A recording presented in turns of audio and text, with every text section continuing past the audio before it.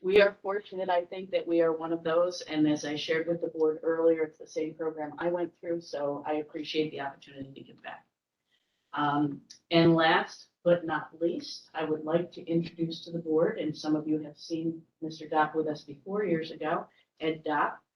Ed is here to talk to the board about opportunities and options that may be available to our student athletes. And we want to have those conversations sooner than later because depending on what decisions we make, we have to do some planning and meet certain timeframes, and that could also have budgetary implications as well.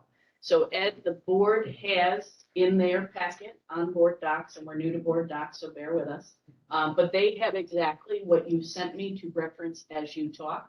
So if you want to start with the 10,000-foot overview, and then I'm sure there will be questions. Thank you very much. I appreciate the invitation. Don't remember exactly, but I think it was a year or two pre-pandemic that we came down and had a similar conversation. Not a lot has changed, but a little bit has changed. As Dr. Long said, my name is Ed Dopp. I am the executive director of Section 2. Section 2 is a 501c3 not-for-profit organization that oversees, provides governance and guidance to all of our member schools in the area of interscholastic athletics. Don't take the place certainly of Commissioner's Regulations, Part 135, or the New York State Public High School Athletic Association, which is our parent organization, but we are responsible for the geographic area called Section 2, one of 11 sections within the state of New York. We have just under 100 member schools, and we oversee all of the policies, rules, regulations, guidelines, and laws that pertain to physical education, health, and scholastic athletics. So I don't know if there's a 10,000 foot view, but there's certainly a 30,000 foot view. Currently, as a public, one of only 13 K-8 public schools in New York State, the only really opportunity that your students have right now to participate in interscholastic sports is if they were to go through what's called the APP, Advanced Placement Process, with one of the contracted schools that you have. And I had in the memo there with the schools where I don't know if they've changed at all, Dr. Long or not. I don't know if you had South County. Very That would close. probably be the only. So your student athletes, with board approval from both this board and the Board of Education of the contracted school, can engage in what's called the APP process, meaning a talented and gifted 7th or 8th grader can go through the APP process. There's a physical maturity component to that. There's a physical testing component to that. And then subsequently, if all approved, there is a tryout process that allows them to try out a high school level sport.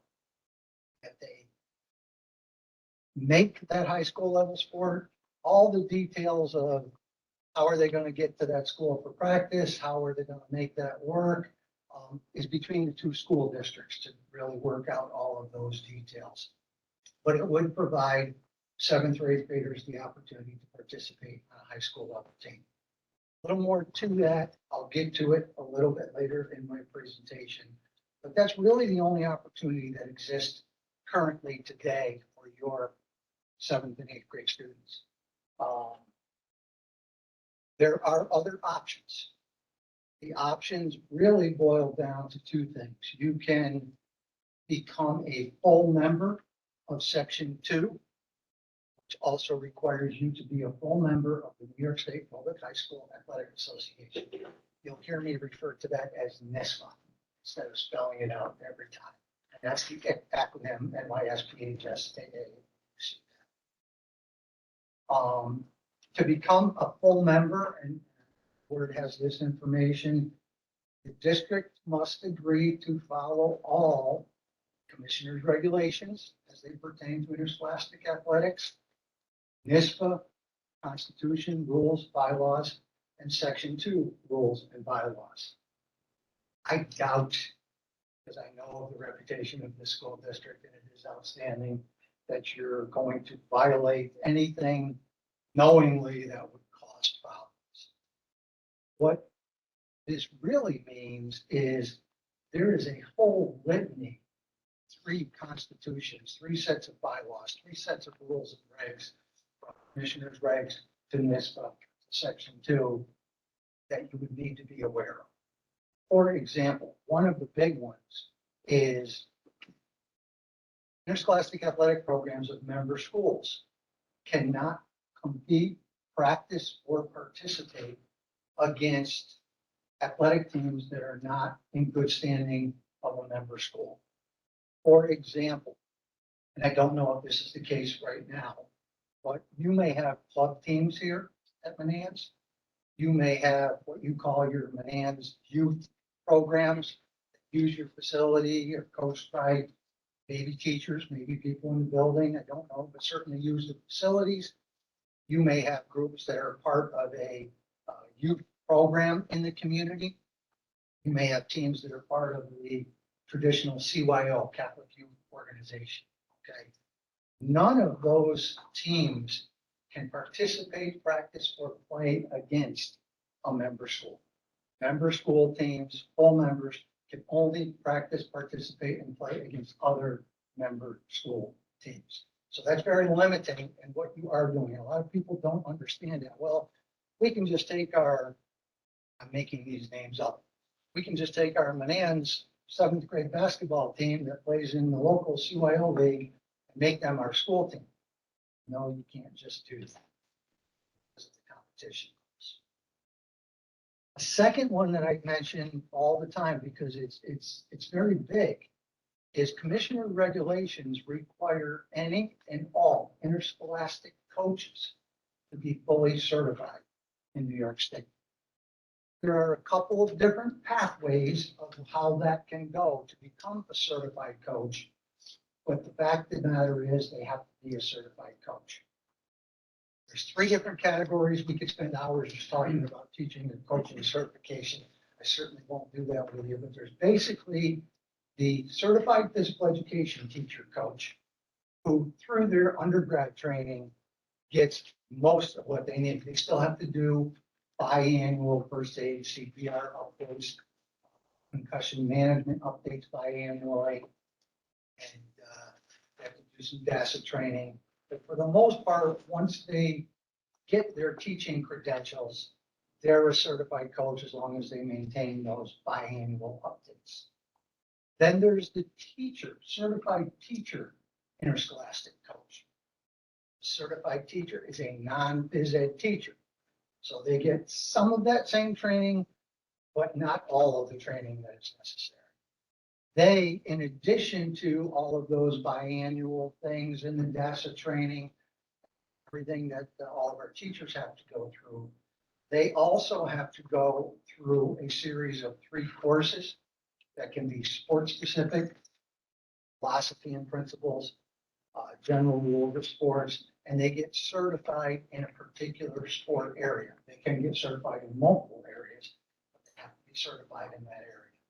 It's basically a 3-year process, although there are extensions all the time. Generally speaking, it can be 3 to 5. A very aggressive individual can get it done in a year or 2, but when you're teaching full-time, trying to coach, have a family, whatever other commitments you have, sometimes it takes that 3 to 5 year time. And there's the non-teacher coach. The non-teacher coach is very involved. They don't have teaching credentials, which serves as their temporary coaching certificate. The non-teacher coach has to go through all of that same list of trainings, all of the DASA trainings, all of the fingerprinting process, all of the first aid, CPR, concussion management training that all of our teachers have to go through. They have to take all of the same courses that the non-PE teacher certified coach has to take. They have to participate in coaching for, I believe it's 3 separate years of first renewal, second renewal, third renewal, at which point they then, with a satisfactory rating of their evaluator, whether that be the Board of Education or Dr. Long, they then can apply after 3 to 5 years for what's called a permanent certification, which would then put them on an even keel with the non-phys ed teacher coach. So it's very involved, but I mention that because, and I don't mean any disrespect to anybody, but I often get calls in the office about, like, we've got a really good group of seventh graders coming up, and we've got a couple parents that are gung ho and want to take the charges on this, want to get this done. And that's all good stuff. That's great stuff. Nobody believes in life lessons through athletics more than myself. But it's got to be sustainable. And if you get a couple aggressive parents who are willing to do all the work and they come in, they do this, and then 2 years later, those seventh graders are now at the high school as ninth graders. This Board of Education, Dr. Long, whoever is now where we find our next group of coaches from. So you really have to build in some planning for sustainability if you're going to build that. Coaching pieces is a very large piece of that. Have to follow all the commissioners' regs, all the Section 2 rules, all of the NISBA rules, and again, those documents, I'm sure you're familiar with commissioners' regulations, but the NISBA rules are on www.nisba.org in their handbook. Many of their rules are commissioners' regs, but then they also have some of their own rules, transfers and various other things. And then we have our Section 2 rules. It's a trickle-down effect, but each group has the opportunity. NISBA only does it a little from commissioners' regs, but NISBA has the opportunity to be more restricted on some rules. It can't be less restricted than commissioners' regs, but it can be more. We in Section 2 then can be even a little more restricted with our rules than what the NISBA rules are as we proceed a little bit further. Just to give you an example of what I mean by that, there's a process in commissioners' regulation called mixed competition. Okay, mixed competition is a process that may or may not, depending on the circumstances, allow a male to play on a female team, a female to play on a male team. Perfectly legal under commissioners' regulation. NISBA does not have further restrictions on that. Section 2 did years ago, I think it was in 2007, put some restrictions in 2 specific sports. We do not allow mixed competition, males on a female team, in the sport of gymnastics and in the sport of volleyball. And that is based on, there's a difference in the height of the net, and then some of the events in women's gymnastics, which is what we participate in, we feel it would create an adverse effect to some of the other competitors. So we are a little more restricted in that. So there's a big education component that your coaches would need to undergo and make sure they understand that as they look at the various sports you might offer. In order to be a full member, you have to join both NISBA and Section 2. When I say you have to apply, you will be approved. You are in K-8 public schools. So I'm certainly not aware of anything that would cause any alarm, but there is a timeline recommended, I believe, in the paperwork to Dr. Long. If you got everything to us prior to our April athletic council meeting, the section would approve you. Once the section approves you, we send it on to the state. The state typically approves full members, new members, and friends and neighbors at their summer meeting in July. And that would have you on board for the following, for that upcoming school year, even though the meetings in July, interscholastic athletics doesn't get started until August. So you'd be on board with that. That comes with some financial concerns. I think I spelled it out in there for you a little bit, although the NISBA dues are currently still what's in print, $810 per school, up to 300 students, and then 86 cents per student above 300. They take those numbers off of your 712, or case 78, edge numbers. There is a proposal on the table right now. It is simply a proposal, hasn't even gone to vote yet, to increase those dues for NISBA over the next 3 years. I can only tell you the proposal at this point right now would basically raise that 810 to 900, 950, and 1,000 over the next 3 school years. And the per student above 300, as we get to that perhaps, probably not, I'm assuming, would be 90 cents, 95, and then $1. But I mention that because you're talking about something like this, you're planning a couple, 3, 5 years out. So I think it's important that you do. Here's a big one. Again, I'm assuming a little bit from our previous conversations. Shouldn't assume, but I am. If you're a full member, you are eligible to merge or combine teams with any other member schools or multiple member schools. We have some mergers in section 2 that involve 5 schools in the same merger. Both Board of Educations have to approve it. We have a process, we have a timeline, we have deadlines. Mergers, unfortunately, not from a participation standpoint, it's savings from interscholastic sports right now.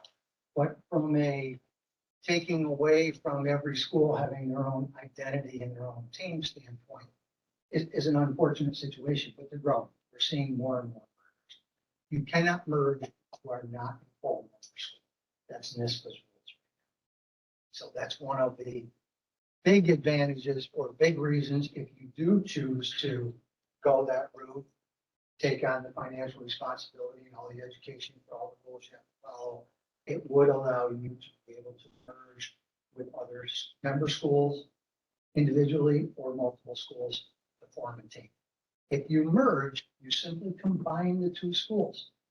Each school still has their own team, but because you didn't have enough participants to field the team on your own, you combine with the other school or schools and play as one team. Again, working out the logistics of transportation, where you're going to practice, who's going to pay for the officials, is all done as part of that merger process between school districts as they agreed to do that. One of the merged schools would take the lead on being the host school. Doesn't have to be Vegas, doesn't have to be anything else. You have a host school so that if there are any questions, concerns, or issues, we know who to contact. Highly unlikely.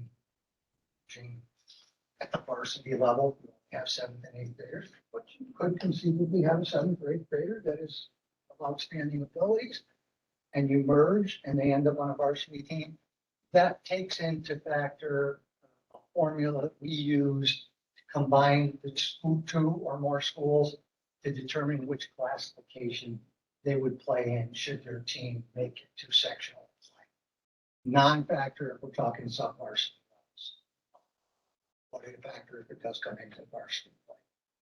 So that's the full membership. And I would say the merger opportunity is a big factor. The last opportunity is what's called a friends and neighbor. Friends and neighbor is everything I just talked about, all the same rules, regulations, who you can play, who you can't play. None of that has changed from being a full member. But you are a standalone team on your own. In your case, you would have modified athletics because you're only a 7th school. That modified athletics is 7, 8, 9. A lot of people out there who think modified athletics is 6, 7, 8. It is not. There's talk every couple of years about adding 6th graders, but as of right now, modified athletics is 7, 8, and can be 9. So if you had your own modified program, everything is the same I just talked about with a couple big changes. Not eligible to merge with another school as a friends and neighbor, but you are eligible to participate against any other member school, not just in section 2, the state of New York. Coach or Dr. Long had a connection with a person out in section 4 in the Binghamton area and wanted to make a trip to go play a game, as long as they're in good standing with their state association, you could certainly do that. There are dues to become a Friends and Neighbor. I think it's $200 a year. It's billed annually, and it's a 2-year renewal. And the time frame for the application for Friends and Neighbor is basically the same time frame. Get it to us by the April meeting. We'll get it approved in April.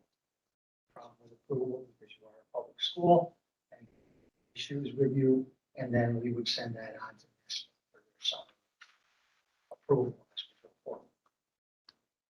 Those are really the options that exist as we speak, and I don't see much new coming down the pipe, to be honest. Just a couple notes that I may not have touched on. As a K-8 school, you're talking about modified level program. You would be an independent district, creating your own schedules. You could, as a Friends and Neighbor or a full member, ask one of our 7 existing leagues if you could join their league at the modified level. And if they were open to that, Section 2 certainly wouldn't stand in the way. That helps you with scheduling. They do league scheduling. You may still have to do some of your non-league contests. But if you're not a member of a league, you're on your own as an independent, come up with your own scheduling plans. And it's challenging sometimes to do that. Some of our leagues are large, and at the modified level, we're limited to how many games we can play. Not a lot of opportunity. Other leagues are struggling to get modified, but you would be on your own. High school sports options are again only available under the APP program. You currently can do that. Contracted schools only. This would allow you to do an APP program with any school, not just your contracted schools. However, please, if you go this route, invite myself or somebody else who can speak better and more clearly than I can down to be sure that your coaches, your athletic director, if you name one, and more importantly, your parents understand. Student athlete is APP. Go up to play at a high school level. Once they select the school they're going to go play at, they try out and make that team. They have now established their home district of residency, 9th grade and beyond. Okay? Not a big deal if they never moved. Nobody ever moved, my job would be probably half of what it is right now. I think we've had 119 transfers that we've dealt with just this fall alone. If they do move, they are subject to the transfer rule. It's been hours on the transfer rule, but basically if they change in school registration without a corresponding change of address of the entire family or persons with whom they've lived the previous 6 months, they will be subject to the transfer. If they're a junior or senior, not be allowed to participate in varsity athletics. They're an underclassman, they can participate at sub-varsity level. That's different from when we spoke a few years back. That is one of the changes that was made. I thought before they said they couldn't play for a year if they moved districts, right? You're saying that's different now. They can still play, but they can't play varsity. If they're an underclassman. If they change school registration without a corresponding change of address, subject to the transfer rule, but the new change now is that they can play sub-varsity. Before, everybody was done if they played the sport the previous year. So There's a lot of different. for newer members, so for us, it's a big deal because that could potentially happen to our kids a lot because we don't have a high school. We can send them to multiple high schools. Wouldn't be unusual for a kid to change their mind between 8th grade and 9th grade without changing their address. So that's something. We've had it happen once with private schools. Sure. And we fought to get that change because, listen, the transfer rule was put in place to stop the high profile athlete from being recruited to go play someplace. It wasn't necessarily put in place to stop the 9th grader to go and play someplace or to go any athlete to go and play at the junior varsity or freshman level. But those kids were getting caught in the same rule, had to sit out a full year. So I think it was a good change that we did make. There are still situations where students get caught in the traffic. That basically is the rule in a nutshell, and it's a rule that put in the back of the truck. It doesn't fit down. So it's very, very important that people do know that. I know Dr. Long had mentioned to me the last time we spoke about some interest in cross-country, soccer, volleyball, and potentially track, all of which are fall sports with the exception of track and field in the spring of the spring sport. I would strongly encourage you to stay on if you became a friendly neighbor or a member, full member, stay on the same schedule as all our other schools. Otherwise, you really have finding competitions. Be sure to become familiar with the NISPA modified sport rules and regulations. There's a whole separate part of the NISPA handbook devoted specifically for modified sports, different from high school standards, so it's very important. Coaching certification I've mentioned. I'm only still aware of 2 schools that are K-8 that are full member schools. And I'll be very honest, they did it because they wanted to merge. In the packet, I know Dr. Long has the contact information. The APP process and its ramifications is very important. I think we've talked about that.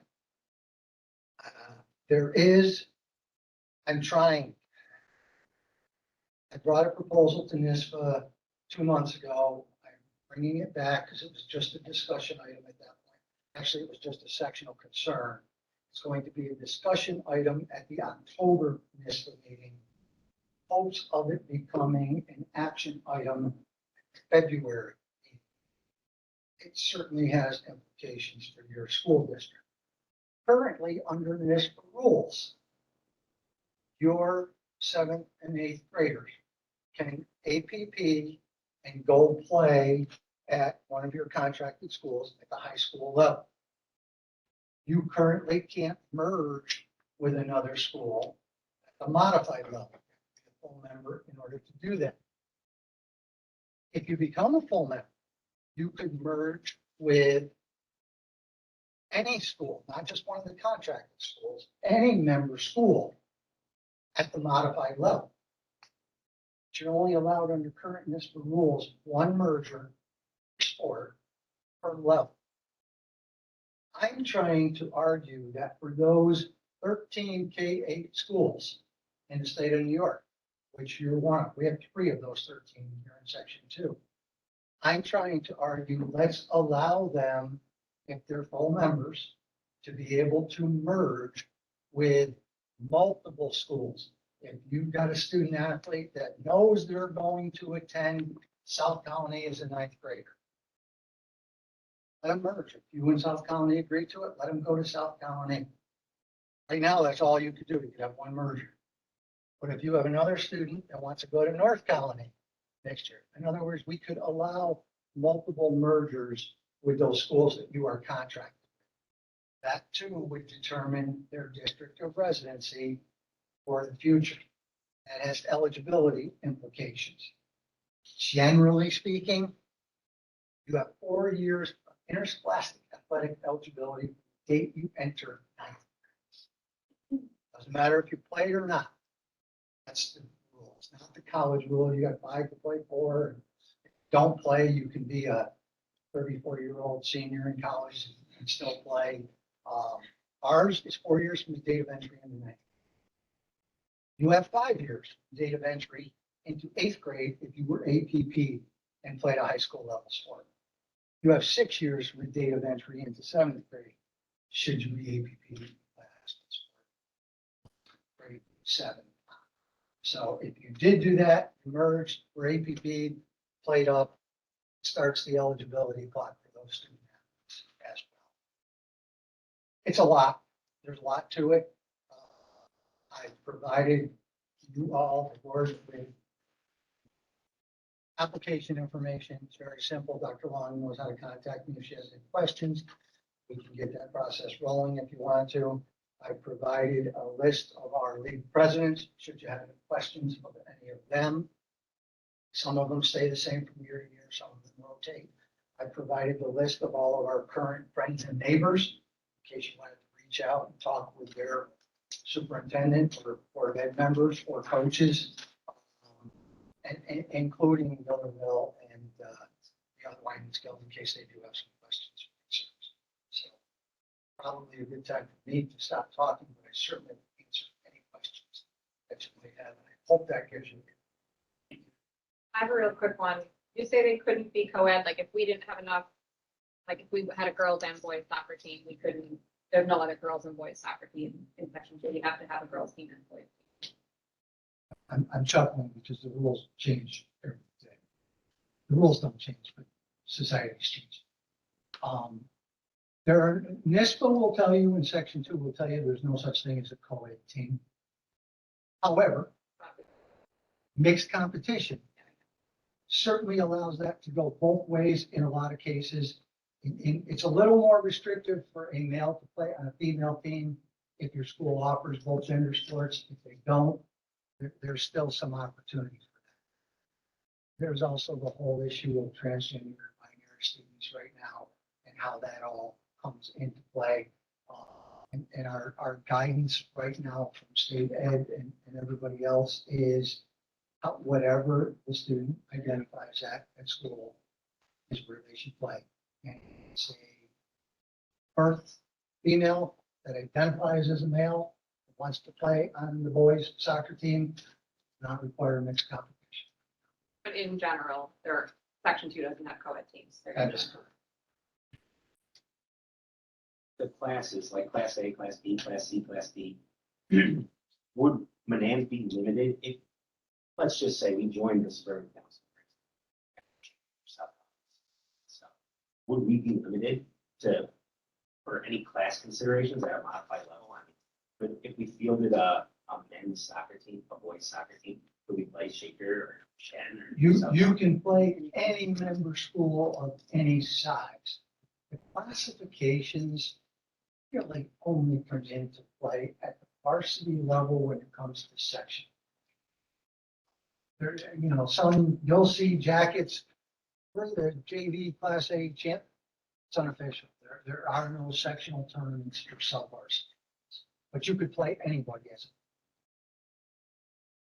Another quick question, the advanced placement where the kids play up in 7th or 8th, that's for, we could do that either whether we were friends and neighbor or a full member? Right now, you could do that with any one of the contracted schools for 4 days. And we have approached.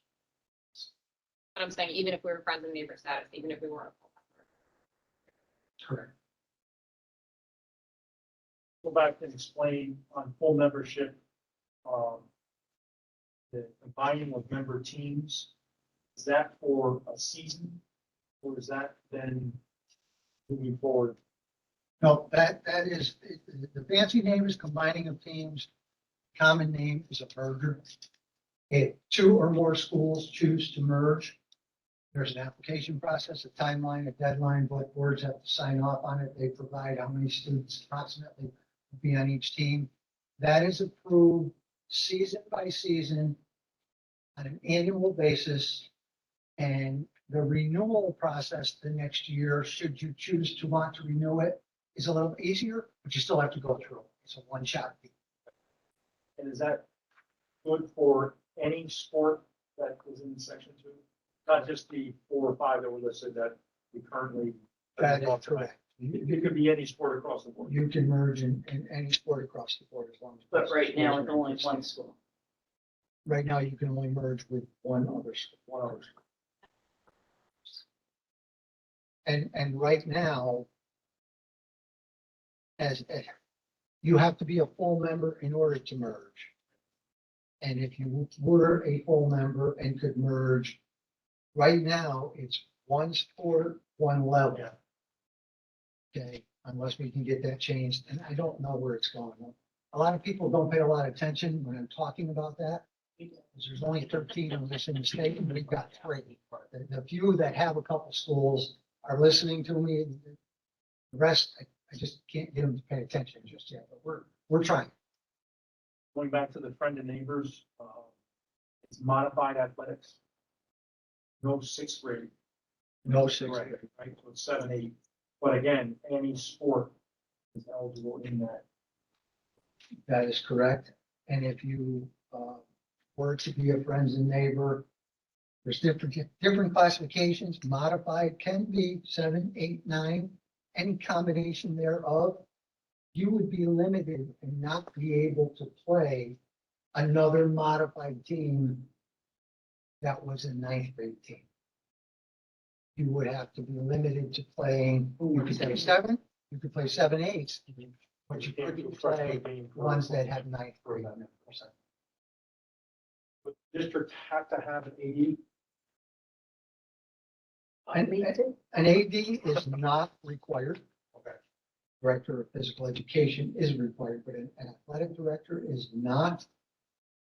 I would caution you, whether they're called the athletic director, athletic administrator, you're gonna need somebody to oversee your coaches, to track coaching certifications, to make sure they're staying up to date on the rules, regulations, to attend our section 2 meetings for updates.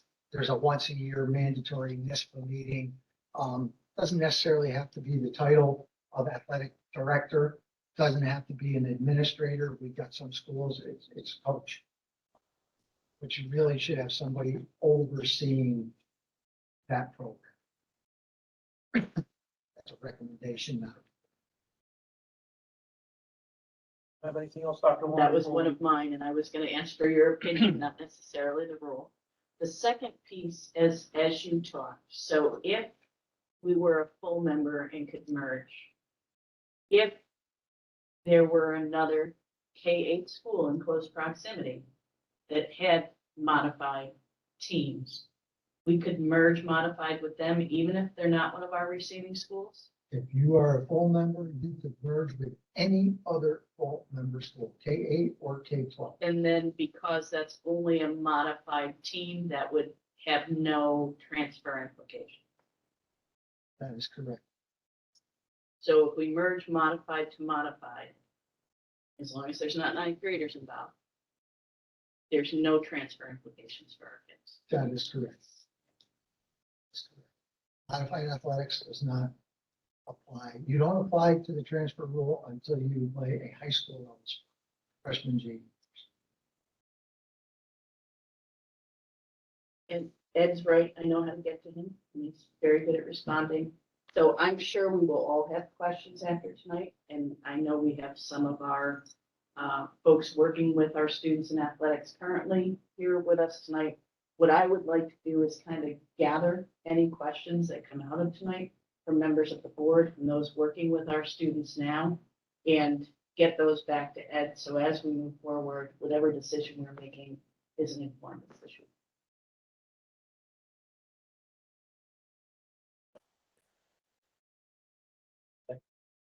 Thank you. Best of luck to you. And we have a compelling meeting ahead of us, but don't feel obligated to stay. I appreciate that. I have to be in court tomorrow on an eligibility issue, so I think I'm going to take advantage of that. But Thanks, I'm Ed. available anytime, Dr. Watkins.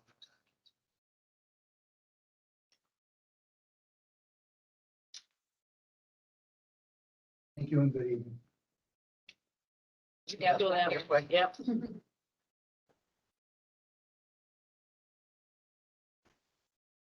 Is that the end of your update stuff? That is. That brings us to business matters, non-action items. There are warrants.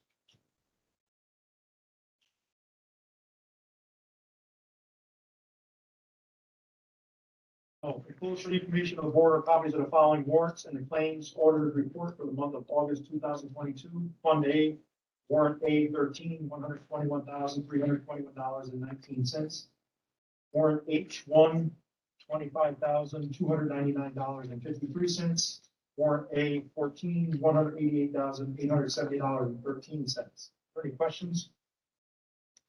The only one I had is like, most of the time you can tell, based on the name of the company, what they're for, but there was a bunch that were for Amazon, like when that comes through, does somebody check and see like what we're buying? Yeah, they all go through a process. Anything that's purchased through Amazon, and Joanne certainly jump in, is done on a requisition. That requisition has to be approved by sometimes right down to Jen, but if not by Jen, both myself and Joanne, before it gets approved and can be submitted. And you see what's on there, not just about like what. Oh, yeah, it's a detailed Okay.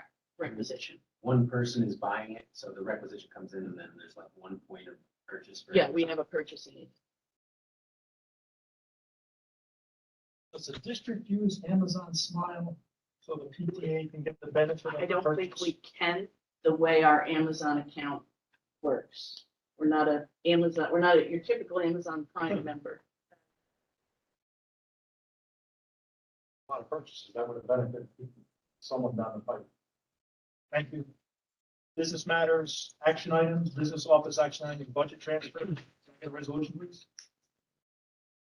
Be it resolved that the authorization of the Board of Education, the Nan's Union Free School District approve the attached budget transfers for September 2023.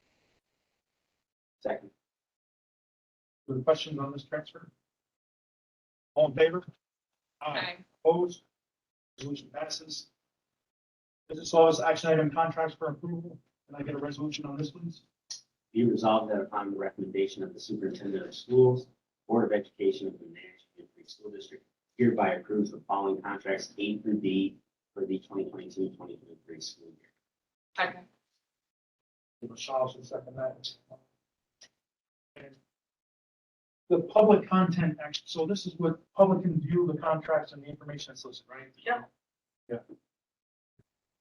Are there any questions on these? Favor? Aye. Opposed? Resolution passes. And Bill, just to your point too, Liz put out the QR code tonight for anybody who came in, who has their phone, can actually scan that QR code and pull this right up on their phone.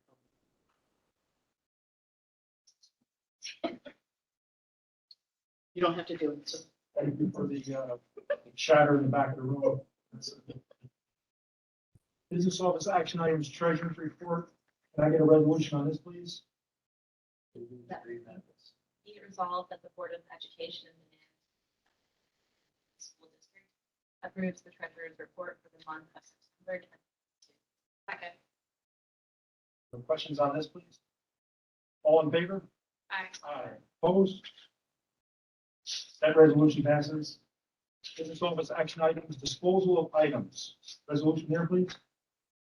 Be it resolved that upon the recommendation of the superintendent of schools, the Board of Education of the Nan's Union Free School District approves the disposal of the items in the attached document. 129 cents. This document was funny to me. It didn't have a heading. It's just 129 cents. Second. Further questions on that? Other than, so now I got a question again about what the public is seeing versus the administration, There's no difference in anything on tonight's agenda. just the documents. Yeah, the only thing that would be significantly different is anything that was confidential in somewhat in nature. I'll use like the CSC documents, for example, wouldn't have student names in them, or there are certain communications potentially from staff members that would identify personal information that we wouldn't want to know. Oh, is that the difference? So most things are listed twice. If it's listed under file attachments and under administrative, we can see it and the public can see it. If it's Right. just listed under administrative, only we can see it. My tech savvy friend here pointed out, because previously I was told that there's a different file size, it's different information. There's different file size, but it's a Because it's a different format. PDF versus a, yeah. Yeah. Apparently everyone knows that. All in favor, please? Aye. Opposed? That resolution passes. Business office action items, donations. Can I get a resolution, please? Be it resolved that the Board of Education of the Management Free School District accepts the following donations on the attached document. Yes, please. All in favor? Aye. Aye. Opposed? That resolution passes. Just like to say I'm excited about the instrument donations. I really thought that's pretty fantastic. So we had, and I shared this with the board in an update, there was an article in the Times Union a few weeks ago about a local woman who works with an agency to collect donations for students who may be in need. Well, I immediately reached out and say, hey, can we get in on that? And if we can She also does collections for instruments, and I know we've been successful in getting some in the past. So I initially reached out to her and said, you know, we would love to take advantage of this if we can. She responded to me initially saying, we really only work with districts who have needs and we're kind of stretched thin right now. But then went back and did a little bit of research, circled back and contacted Mrs. Canavo, learned a little bit more about our district and our student population, and was able to donate those instruments. So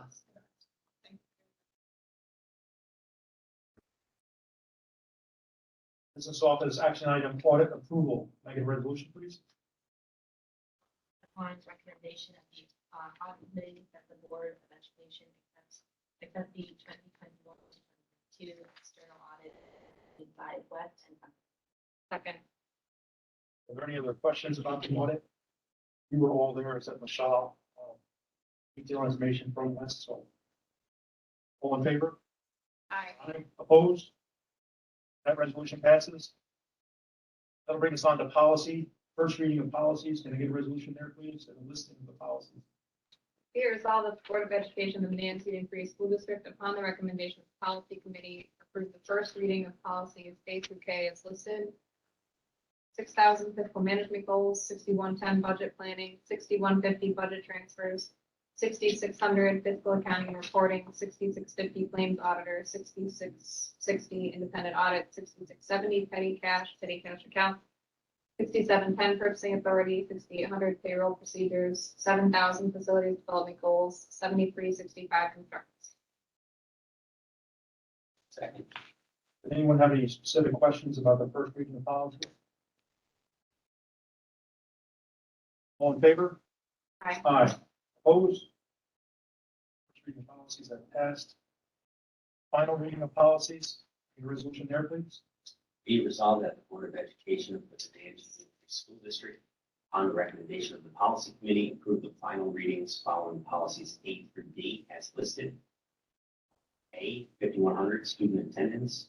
B, 5450.1 notification of sex offenders. C, 5460 child abuse, maltreatment, or neglect in a domestic setting. D, 5710 violent and disruptive incident. Second, please. I second that. The questions on the final reading of policies? All in favor? Aye. Aye. Opposed? Final reading of policies as passed. And that brings us to abolishing of policies. Can I get a resolution there, please? Be it resolved that the Board of Education of the Manatee School District, upon the recommendation of the Policy Committee, abolishment of policies A through P as listed. A, 6130 budget adoption. B, 6152 interfund monetary transfers. C, 6200 revenue. D, 6230 federal fund.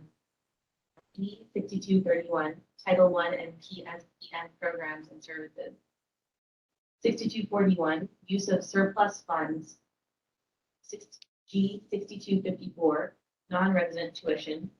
H, 6260 tax certiorari proceedings and settlements. I, 6400 depository of funds. J, 6500 bonded employees and officers. K, 6610 fund balance. L, 6665 claims auditor. M, 6720 bidding requirements. N, 6751 sales calls and demonstrations. O, 6760 payments and procedures. 20 disposal of real property. Second. Further questions on the abolishment of policies? All in favor? Aye. Opposed? That resolution passes. Heavy lift on policy. It's moving along. So thank everyone on the committees for that. ready to start. We now move on to Board of Education action items. There's appointments. Can I get a resolution, please? Be it resolved that upon the recommendation of the Superintendent of Schools, the Board of Education of Manatee Union Free School District hereby appoints the following appointments as outlined below for the 2022-2023 school year. Records Access Officer Joanne Moran, Records Management Officer Joanne Moran, and Trustees Coharie Areas Workers Compensation Trust Joanne Moran. Further questions on these? All in favor? Aye. Opposed? That resolution passes. Thank you, Joanne. Appointments of school district officer, can I get a resolution, please? Be it resolved that upon the recommendation of Superintendent of Schools, the Board of Education of the Manatee Union Free School District hereby appoints Joanne Moran as District Treasurer 2022-2023 school year. All in favor? Aye. Aye. Opposed? That resolution passes. And I have an oath of office to administer to Joanne. Do you solemnly swear that you will support the Constitution of the United States of America and the Constitution of the State of New York, and that you will faithfully discharge the duties of District Treasurer according to the best of your abilities? I do. Excellent. Sign this after. Again, thank you, Joanne. Welcome back to the district. Thank you.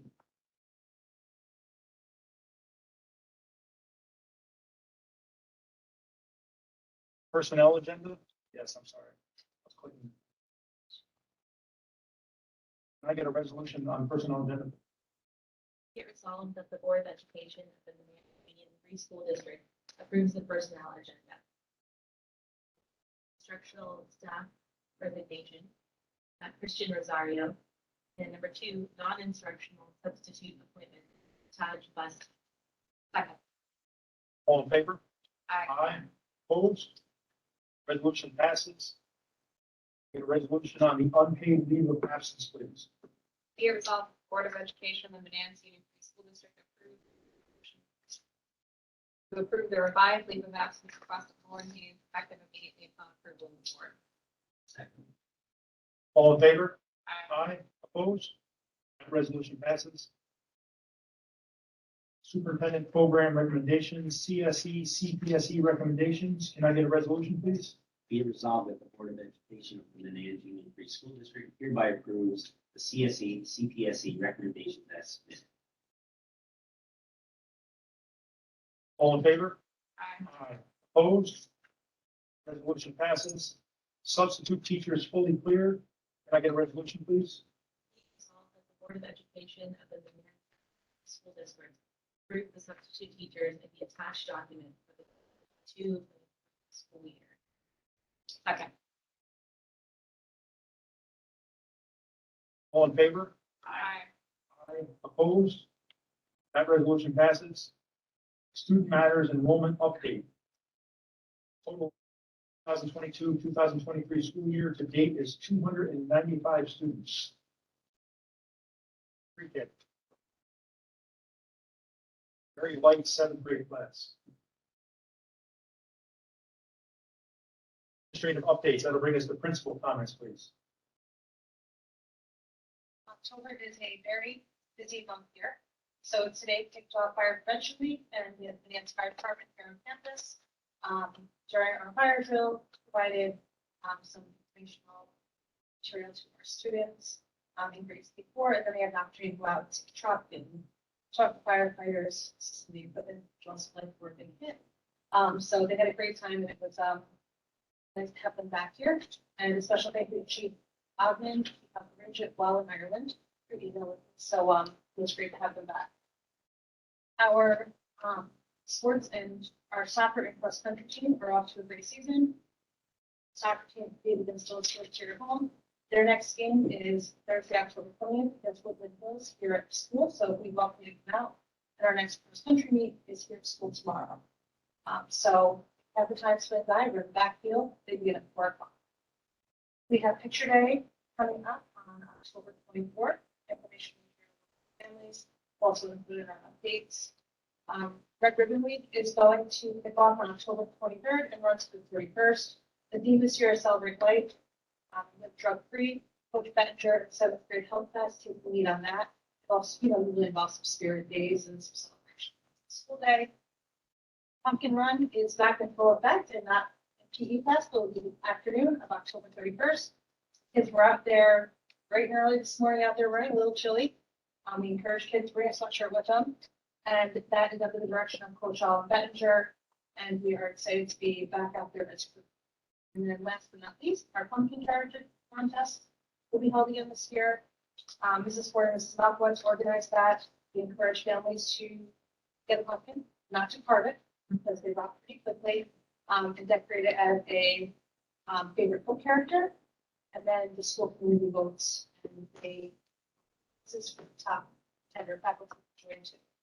And Mrs. Testo has retired, so Somebody else might win. Yeah. But we'll see what Mr. Dodson brings. I mean, we have 2 PTA events coming up before the next board meeting. This Saturday, we have Every Child Travel Safely. Lindsay Lupari has been hard at work arranging that for Saturday, October 15th from 12 to 3. We encourage families to come out. We have a variety of community partners that are going to be here. On the bike radio, bring your bikes. It's a pretty good time. Please to be here, fitting car seats. So we encourage our families to come out. And then at the beginning of November, for our next board meeting, we have our fall festival. Jessica Conley is at hard work in that, organizing that, getting up and running. Last year was the first year. It was a big hit. Face painting was, I looked towards face painting, was ongoing all afternoon. And she may need to recruit a little bit for help this year.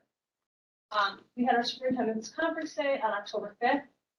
We worked to provide a multitude of opportunities for staff related to our strategic plan and board goals, from work with our new book study to culturally responsive teaching and the brain by Zaretta Hammond. We had some time to work through Life with Students, which is focused on trauma informed care. Did some data and curriculum work with the help of Mrs. Trainer, our embedded staff developer. And then the middle school began talking a little bit about what could restorative practices look like within our middle school and laid the groundwork for some of that. And last but not least, our food pantry is up and running, but unfortunately, Regional Food Bank is experiencing some shortages. And in one area in particular, we struggle with snacks. We often have kids come to school without snacks. We use the food pantry to provide that for them. Mrs. Cahill was looking for some donations, and the PTA offered to host that drive. So they continue to pour in. We'll collect for the month of October. Work to ensure that between breakfast and lunch, our kids are working with the full day. Thank you. Thank you, Scott.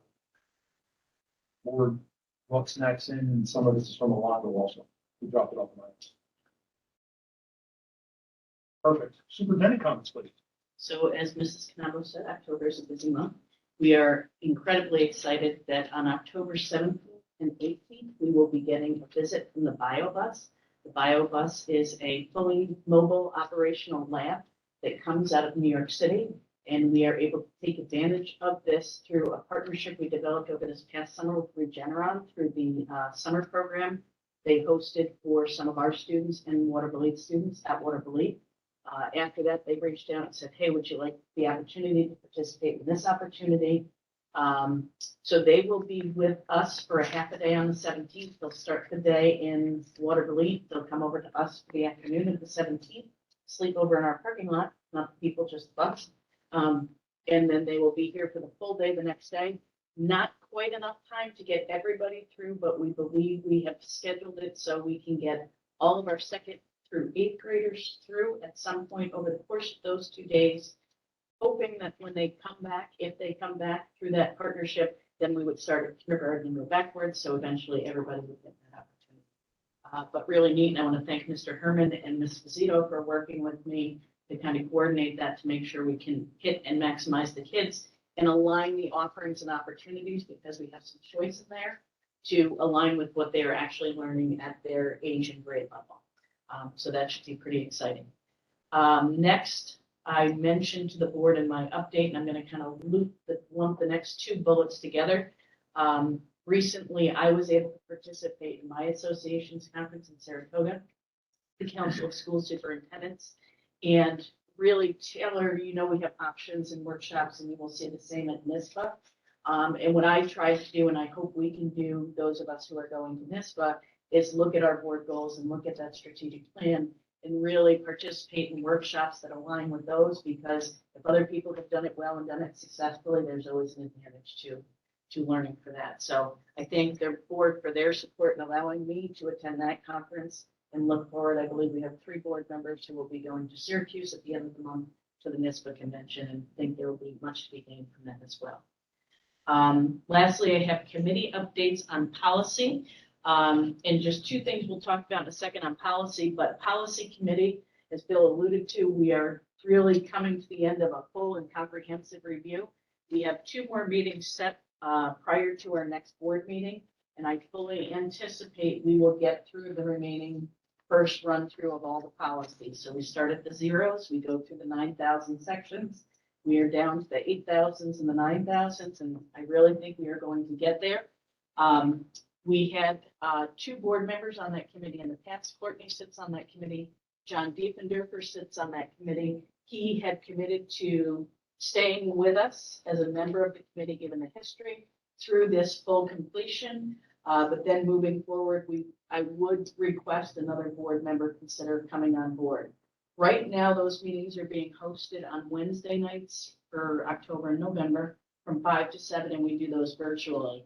I anticipate moving forward, once we've gotten through that full review, that those will be held monthly and probably prior to our regular board meeting. So it's not as much of a commitment as it has been in the past.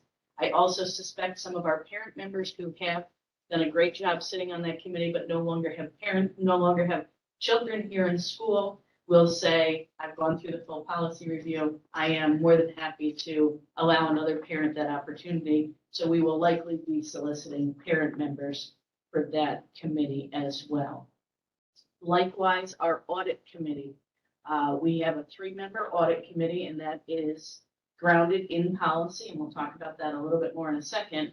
One of our community members who has served on the policy committee on the audit committee for many years, and her son is now about to complete high school, has indicated that she'd be more than happy to let another parent member sit on that committee. So we will definitely be soliciting a member for that from our community, unless the board wanted to entertain policy question, which will take me to my last couple of comments.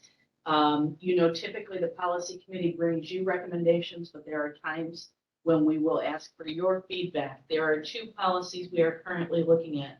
One is policy 6690, which is the audit committee. We have 3 choices for audit committee. The board can act as the audit committee. That is not something we have historically done. Or we can have a combination of board members and audit committee members. As it currently stands, we have an audit committee that is membership of 3 and separate and apart from the board. If there were changes to be entertained, and I'm not suggesting there are, while we're going through this policy would be the time to do that. So I would ask the board for their thoughts, and Courtney as a member of that committee, I don't know if you want to add to it before we take feedback. Do we want to leave it as a committee separate and apart from the board, or do we want to consider something? Right, I think that summarizes the question. I don't have anything to add, I guess. I shared some of my thoughts in the committee meeting, so I guess I'd like to hear the thoughts in the group about whether we resolve that committee or, like you said, if we replace it with board members. I mean, we don't actually need them legally, right? Because we have an audit. We have a group that does an audit. We have to choose from those 3, and right now, because of the way it is, if we were to change it, we can, but it would require a change in policy. Right. So it would take us a couple of readings to get through that if there was one. Thoughts? I think that, if we're talking about like internal controls and kind of the separation, I like the audit committee sitting on its own being like a impartial extra component of everything. So I'm fine with that because we have the opportunity to attend the audit meetings and I honestly don't see any need to change it. Committee, actually, we've been fortunate, the committee that we've had, those 3 members are phenomenal. I believe the questions that they ask are the right ones from the meetings I've attended. And the board members we can attend any policy meeting as it is, so we can certainly ask questions and voice our opinions at the meeting and get answers directly from the separate audit committee or the company. I'm not inclined to see any change in the way it's done, other than going out and getting a new member to replace one that's leaving, or time, obviously others will be leaving. Seem to be a reason to make a change. Carly said, about having impartial. And I think that's kind of the thinking of the policy committee that That's what I had it's said an too. extra set of eyes. And I said, I liked that, I don't have financial expertise, right? Like, I know some people on the board do now, but not previous to Charlie coming on necessarily. That's like not necessarily in my wheelhouse. I liked it that the audit committee was formed from people that had some knowledge and experience in that area. I can understand the reports that come through, but I'm maybe not as well versed in some of the accounting practice and things like that. So just happy to have an audit committee set by. So we'll bring it back to the policy committee indicating that the board is not inclined to change it from what we've been doing and to revise and update the policy accordingly. The second policy in that same section is 6900 disposal of property. You saw that tonight, 129 desks. Current policy requires board approval of disposal of items. The recommended updated policy from NISBA does not require board approval of disposal of items, only board approval if those items are to be sold. I think, yes, right. We talked about changing it to, instead of board approval, perhaps board notification.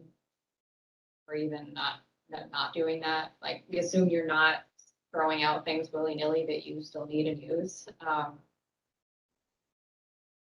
It was just different. I was surprised by it, I'll be honest with you. And it was very different than our current practice. So we didn't want to take any action in that regard. And I will say in my time here, we have never sold anything. We pretty much use it until it's not usable anymore, or it's not of value to us. And when we have found, like with the desk, that it's been of value of somebody else, we've made a donation. We've never been in a situation where we had something of significant value to them, There were specific rules, even if you wanted to sell it, right? Like you have to have an auction or which would be good. right. Didn't I bid on a tractor? Did we get rid of a tractor 100 years ago or something? Love to hear what anyone else has to say before I chime in. Feelings one way or another, strong for or against. My only reservation with not allowing the board the opportunity to say yes or no on taxpayer purchased items originally is not to say, and with respect to the position or to you, to allow the superintendent to get a kickback or possibly not. I can see it maybe as being a problem. So let me just And- clarify, if we were to sell it, it would require board. If anybody's getting money. it's What gonna be what the change is from NISBA is saying that you just have to notify the board that you got rid of 125 desks. The board doesn't actually take action on that. Unless we sell it. And the So policy the didn't. question say would you be needed to then, do. with taxpayer purchased items originally, board should have a say and not just be notified. Whatever reason, For selling items or for disposing? items? for disposal of anything, in my opinion, it's not ours one way or another. We have people to answer. In my opinion, if we're allowing that to approve most everything that comes in as a purchase, we should be approving most everything that goes out as a, that goes through for like personnel too. Right? The board approves your recommendations or not. And the board approves your recommendations or not on the other side. So I don't see how that's any different than material items. I'm not sure that we should be leaning toward the NISBA recommendation on that. But I, again, would listen to. I was surprised too. Yeah. I don't have strong feelings either way. Right. Recommend we leave it the way it is. I think the number's gonna change now, so just because the way they renumbered it, but in spirit, you want it to remain the same. Yes.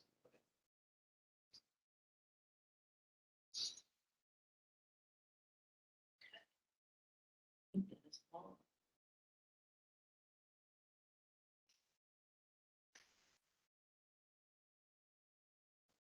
Thank you, Dr. Long. Brings us to miscellaneous.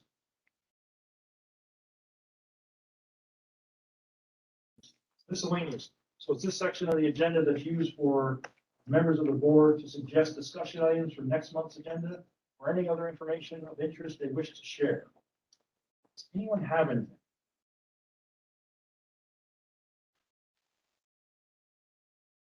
Football updates or anything?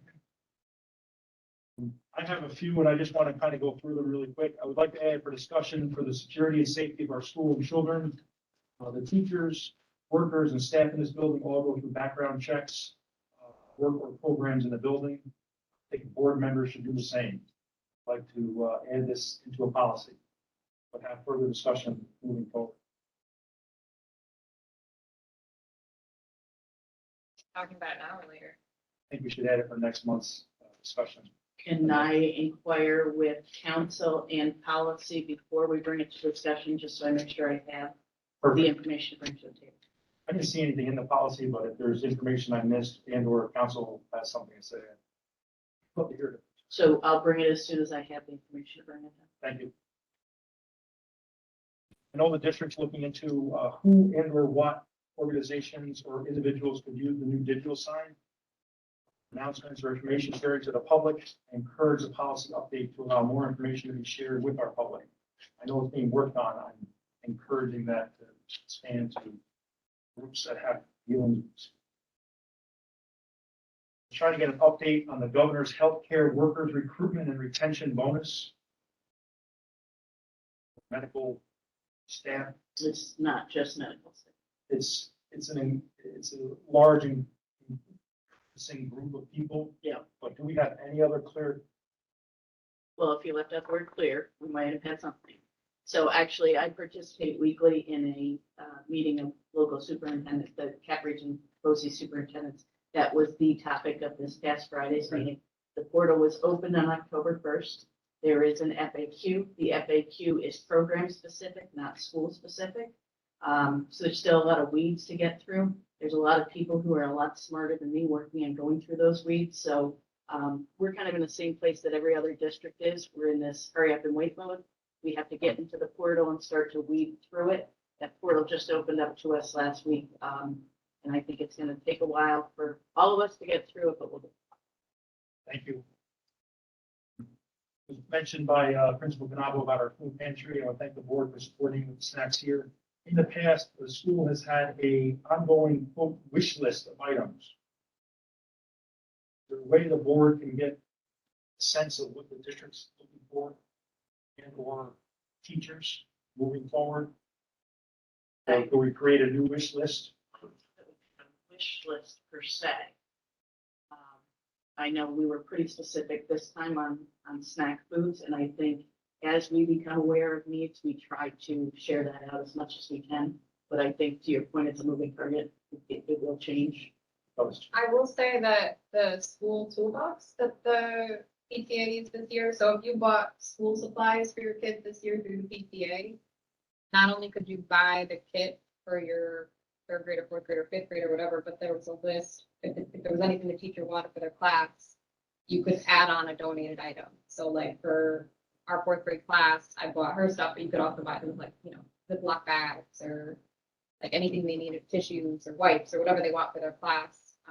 So that I thought was convenient and maybe would be useful in the future for teachers and families wanting to help out. I didn't realize that. Sorry, mine are out. Well, yours, Mine right. are out of the system. Like I said, it was new this If it's year. there, but that's, Right, I think that's great because then people have a sense, hey, we're looking for this, right? right. Okay.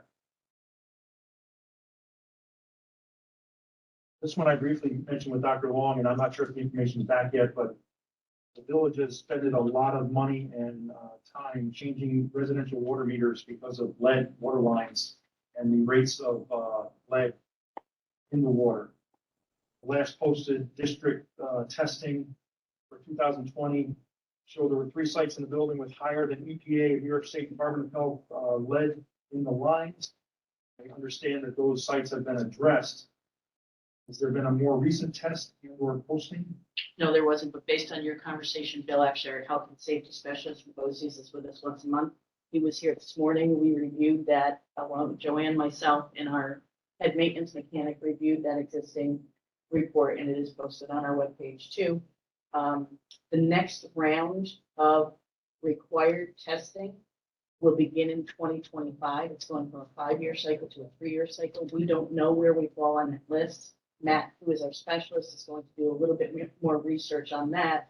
And then our ability and capacity to do more than is required ahead of that time frame and how that would impact us potentially moving forward on that schedule. But he's looking into the opportunities and options to address, especially those areas that were high in advance of that 2025 timeframe, if it is allowable. So I have 2 other items, if you'll indulge me. I know the village has loaned the district the Your Speed Is sign for a few weeks, and it's been out front.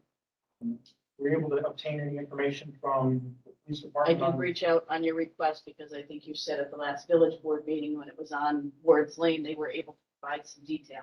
They can't give that level of detail because of the short span that is on.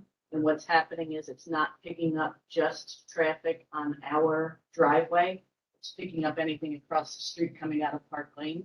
So anything they provided us would not be an accurate reflection only of our driveway. When it was on Ward's Lane, they had 40,000 cars in 9 days going down Ward's Lane. And how many were out of compliance with the state? It was 68%. Don't quote me on that, but it was an obscene number that I seen very high. A lot of cars park outside the courthouse once a month. Yes. And a lot of speeding tickets out on Broadway. I don't know if anybody drives slow through Manhattan's. Found myself approaching the red light that says slow down as I pull in. You know, you're coming off the 30 miles per hour, coming down the hill, and you're pulling in and you're at that speed. So I just want to remind people in attendance and who are listening online that you have the chance to be in this parking lot, slow down. I respect the people that are outside watching the children. Get a chance, say thank you to somebody. The other note on that speed sign information, the village itself is proposing reducing the speed limits on all village streets in the village of Manans to 25 miles an hour, except Ward's Lane. Keep Ward's Lane at 30 miles an hour. They are going to have a public hearing next Monday on the 17th of October at 6 p.m. If you have an opinion either way on that, I would encourage you to attend public hearing. It is in person and virtual. It starts at 6. I'll offer my opinion, but ask me, I'll tell you what I think of that. Last thing, and I'm gonna let everyone go, it's been a long night. Is there a way we can update our website to identify this district as a pre-K-8 district? I'm sure. The effort and the funding was there, and we are a pre-K district. It would be nice to have that shown.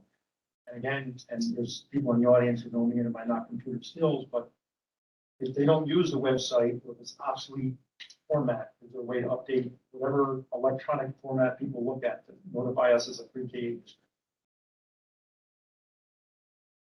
Thank you. Anyone else have anything else? Just speaking of the website, I read the article on the Innovation Lab. It's a great article. Appreciate it. If you haven't read it yet, go to the website. I'll bring us into the public comment section. Please note during public comment sessions, members of the community may address the board on agenda and non-agenda items. The board president may limit remarks of individual speakers to a reasonable time. Speakers must identify themselves and the topic on which they would like to make remarks. DOE comments with an S on the end at manans.org. BOE comments at Manans. Manans.org. I'm not sure if anyone's online. Does anyone have anything to share?